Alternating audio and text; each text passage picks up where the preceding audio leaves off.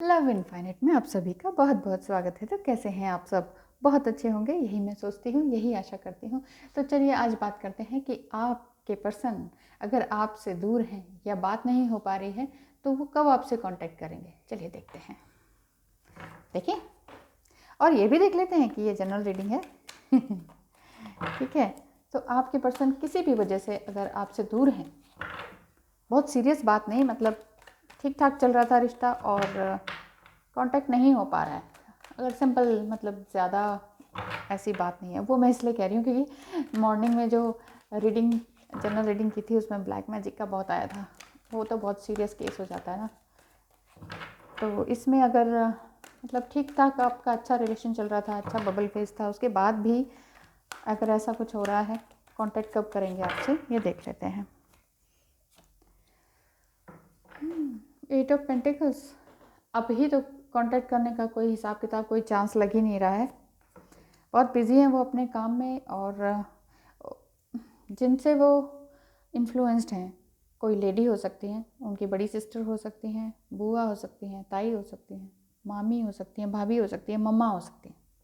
ठीक है, जो जो काफ़ी रिस्पेक्टेबल होते हैं और जिनका कहना ना मानना भगवान से वो हो जाता है कि भगवान फिर बादल बरस पड़ेंगे, बिजली कड़क पड़ेगी, जिनका कहना ना माना जाए। तो इस तरह के रिश्ते होते हैं ये कुछ, कि इनका अनादर करना हो जाता है अगर इनको नो कहा जाए तो यहाँ वो जो इस तरह के रिश्ते हैं जो मैंने बताया अभी, तो वो थोड़ा सा अपनी बातों को घुमाते हैं और बार बार अपनी बातों में ही उनको फंसाते हैं। अगर आपके पर्सन फीमेल हैं चाहे मेल हैं, तो वो समझ नहीं पाते हैं कि वो अपना काम किस तरह से करें, आगे क्या करें, आपसे कांटेक्ट कैसे करें, करें भी कि ना करें। कहीं चाहे चाहे आप दोनों के बीच शादी से रिलेटेड कोई बात है, या शादी होने वाली थी उससे रिलेटेड बात है, या शादी होके वो उन्होंने अपने आपके पर्सन को अपनी तरफ खींच लिया और आपसे बात ना करने के लिए कहा जा रहा है, आपसे दूर रहने के लिए कहा जा रहा है। या फिर आप दोनों ही मैरिड हैं, मैच्योर्ड हैं, अपना अपना जॉब कर रहे हैं, अपने काम में बिजी हैं, तो हो सकता है कि उनका कोई कोई ना कोई ऐसी लेडी पर्सन है जिनको वो सुनते हैं, मानते हैं और उनका कहना मानते हैं, जिस वजह से वो कांटेक्ट में नहीं हैं, आपसे कांटेक्ट नहीं करना चाह रहे हैं, क्योंकि उनके पास अभी बहुत सारी रिस्पॉन्सिबिलिटीज़ हैं, बहुत सारे काम करने हैं। अगर वो मैरिड हैं, बच्चे हैं उनके, और भी सारी फिर जिम्मेदारियां हो जाती हैं।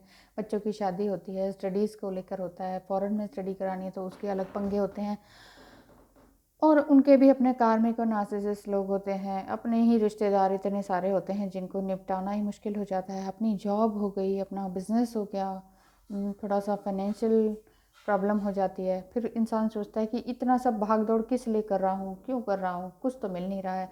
तो इस उधेड़-बुन में इंसान फिर चुप बैठ जाता है कि बस करो यार, बस बहुत हो गया, अब और कुछ नहीं चाहिए, अगर ऐसी कोई बात है तो। ये देखिए, नो कॉन्टैक्ट ज़ोन में है, बिल्कुल बात नहीं कर रहे हैं। क्या वो कहते हैं, नहीं ना मैंने फ़ोन उठाना है, ना फ़ोन करना है, ना रिप्लाई देना है, मैं बस थक गया हूँ ज़िंदगी से। एज आपकी चाहे कुछ भी हो, क्योंकि इंसान मन से थकता है, दिमाग उनका कहता है कि बस वही बहुत हो गया। बट अगर आप बच्चे ही हैं, 20 25 23 साल के हैं, तो आपको ये लगेगा कि बचपन से लेके अब तक बस बहुत हेल हो गई है ज़िंदगी, क्योंकि सबके सोचने का तरीका अलग है। कई लोग बहुत जुझारू होते हैं, 60 65 की एज तक भी खूब अच्छा काम करते रहते हैं, लेकिन अचानक से फिर लगता है कि इतने साल के बाद अब क्या।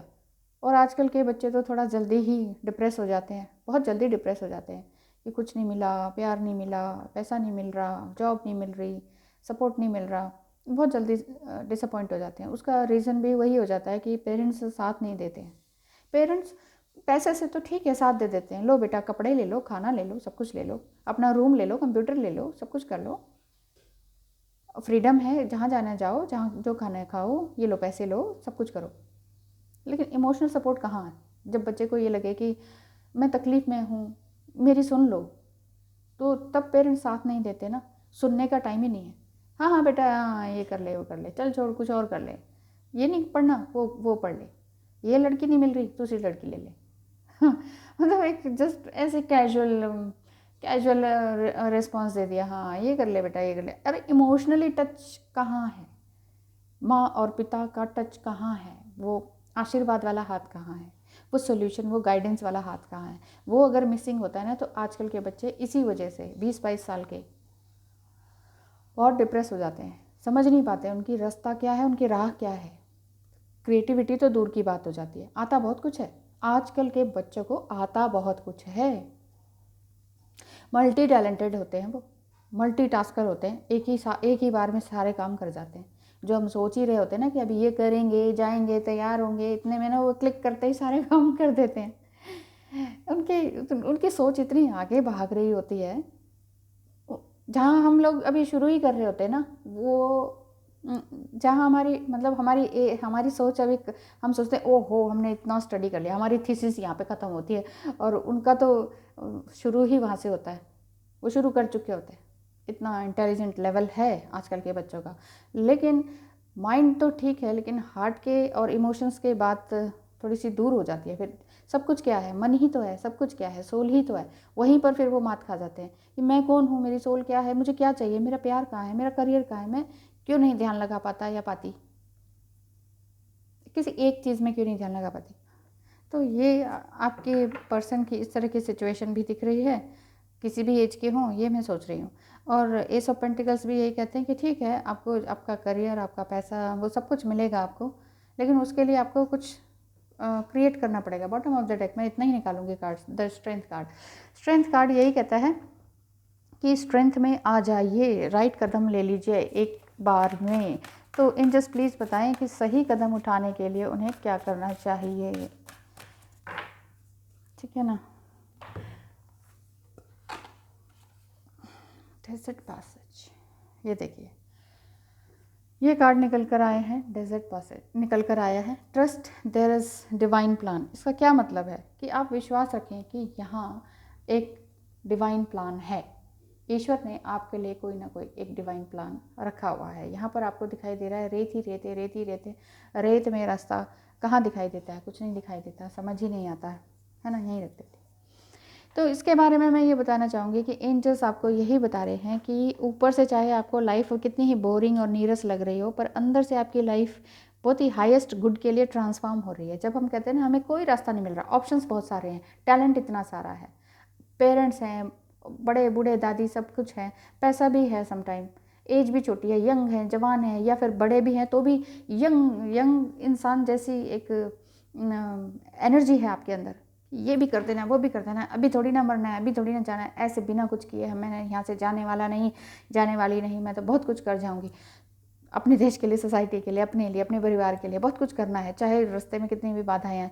लेकिन फिर भी कुछ ऐसा हो जाता है कि ये लगता है कि बस भगवान अब बस करें।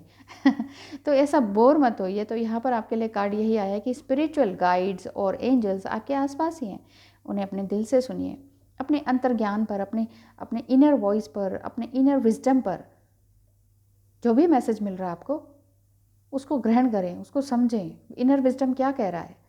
देखिए, जब बहुत ज़्यादा हौच पौच हो जाता है ना लाइफ में, समझ ही नहीं आता है कि लाइफ कहाँ जा रही है, सर्कल ही घूमता जा रहा है। अभी यहाँ शुरू किया था, वापस आ गए, फिर घूमा, फिर वापस आ गए, हम कहीं भी एक स्टेबिलिटी नहीं आ पा रही है